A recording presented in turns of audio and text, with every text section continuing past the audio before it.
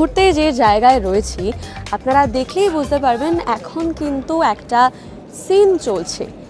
কোন মুভির সিন চলছে, কারা রয়েছে সেই সিনেমাতে, সেটা নিশ্চয় জানার ইচ্ছে করছে। তবে তার আগে আমি পরিচয় করিয়ে দেব আমাদের পরিচালকের সঙ্গে, জিৎ চক্রবর্তী।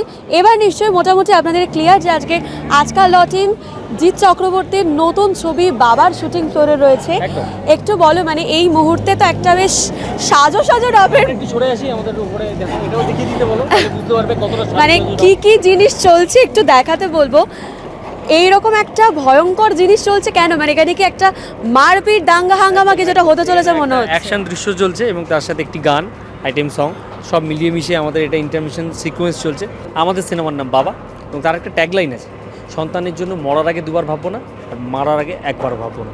একজন বাবা তার সন্তানের জন্য কতটা করতে পারে, এটাই আমাদের গল্প। এখানে আমরা বাবার ভূমিকায় বিক্রমকে দেখছি।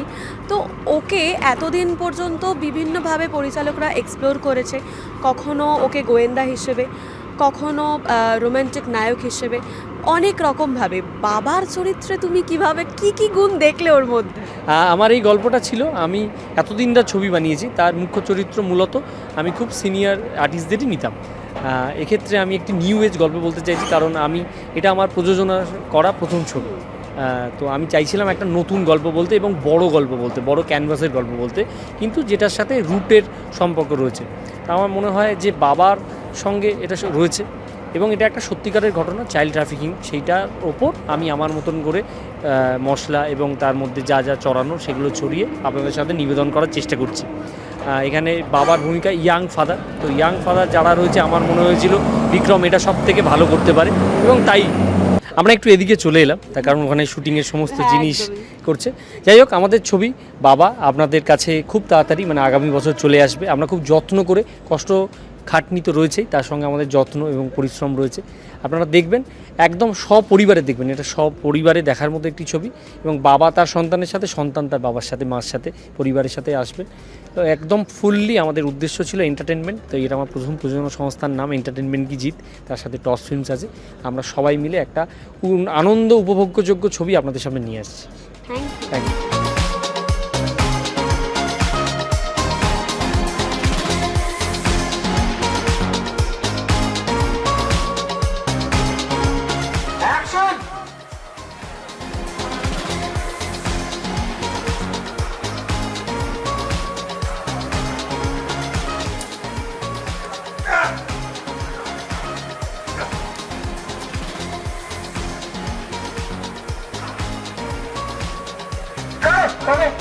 দেবরাজকে আমরা যে লুকটাই দেখছি সন্দেহ হচ্ছে, তো বলো তো কি কি চরিত্র দেখতে পাবো?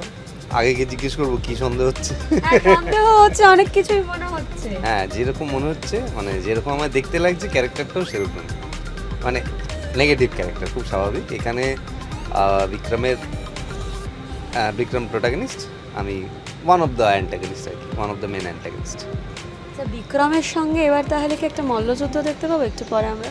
মল্ল হবে কিনা জানি না, কিন্তু যুদ্ধ তো হচ্ছে, যুদ্ধ চলছে। আমরা অনেকদিন শুটিং করে ফেলেছি, আজকে একটা হোল নাইট শিডিউল যেখানে আমরা আছি, তো সেইখানে সেইখানেও একটু যুদ্ধ মারপিট আছে। বেশ বিভিন্ন রকম চরিত্র তোমাকে আমি এক্সপ্লোর করতে দেখতে পাচ্ছি, সবাই দেখছে, দর্শকরা। এই চরিত্রটা নিয়ে এবং ছবিটা নিয়ে তুমি কি বলবে, কতটা স্পেশাল তোমার কাছে? প্রথমত জিতের সাথে আমার প্রথম কাজ, বিক্রমের সাথে আমার প্রথম কাজ। আমার পার্টনার হিসেবে এইখানে যে অভিনয় করছে দেবাশিস, অনির্বাণ দা, ইভেন কাঞ্চন দা, অপাদি, বিশ্বনাথ দা, মানে খুবই সুন্দর একটা মানে আর্টিস্ট লাইন আপ। এবং সেই জায়গার থেকে অপূর্ব একটা গল্প আমাদের সৌমিত দেব লিখেছে, স্ক্রিন প্লেটা জিতেরই গল্প যদিও। তো সেই সবটা মিলে যে এক্সপ্লোরেশন হওয়ার দরকার, সেইটা আমরা সবাই মিলেই করছি সবটাই। এবং সেখান থেকেই আমার মনে হয় যে যেটা এমন নয় যে কোট আনকোট যে এইটা মানে এমন ধারার ছবি যে কোনো দিন হয়নি, হয়েছে, অবশ্যই হয়েছে, কিন্তু এইটার মধ্যে যে যত্নটুকু আছে এবং আমাদের যে শ্রমটা আছে, সেইটার ফসল হয়তো পাওয়া যেতে পারে যখন রিলিজ করবে বলেই আমার বিশ্বাস।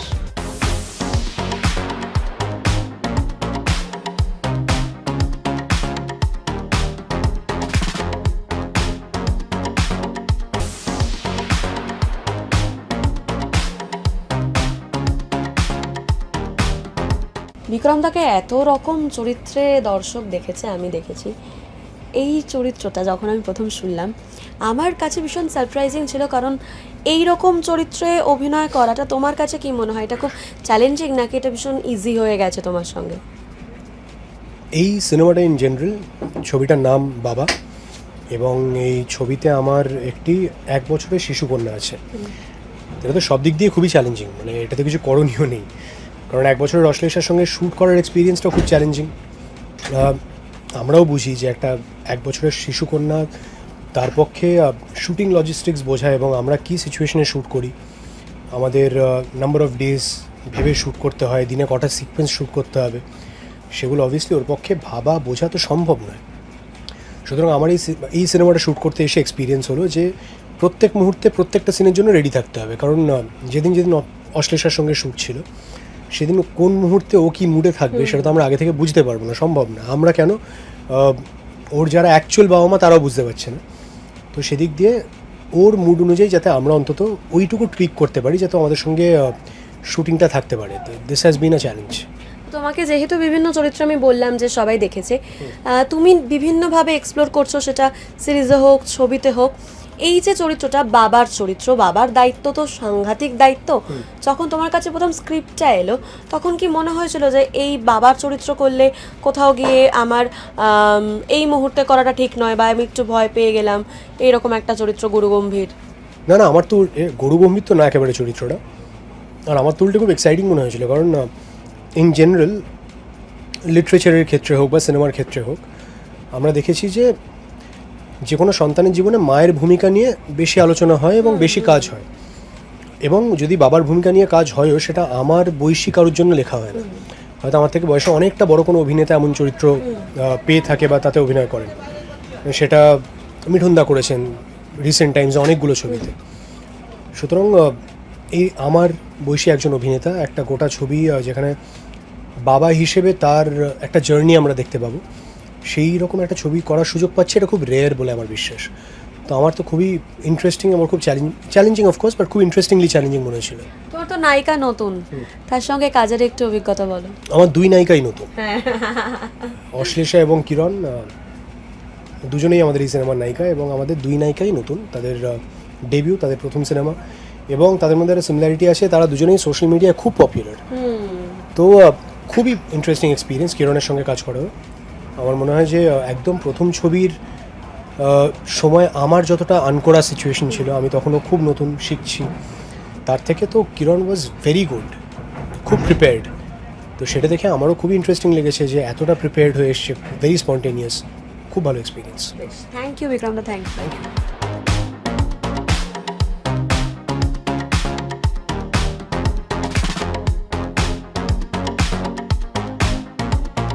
তোমার প্রথম ছবি একটু বলো, মানে এক্সপিরিয়েন্স কেমন? খুবই ভালো, প্রথম ডেবিউ সিনেমা, আর প্রচণ্ড ভালো টিম, আর খুব ভালো, মানে ভেরি নাইস এক্সপিরিয়েন্স। আর তোমার চরিত্রটা বলো, মানে অলরেডি তুমি লুকে নেই, বাট কিছুটা দেখে আমি আন্দাজ করতে পারছি। সিঁদুরটা আছে। আমি এই সিনেমার যে আমাদের ছোট্ট বাচ্চাটা আছে তার মা, আর আমার নাম রাই। আর প্রথম ছবিতে এই যে তুমি বললে বাচ্চাটির মা, মানে মায়ের চরিত্র, অনেক গুরু দায়িত্ব। তো তোমার যখন প্রথম অফারটা এলো ভয় লাগেনি যে প্রথম ছবিতেই মায়ের গুরু দায়িত্ব পালন করতে হবে? প্রথমেই এটা শুনে আমার টিম প্রথমেই বলেছে যে প্রথম সিনেমায় মা, বিগ নো।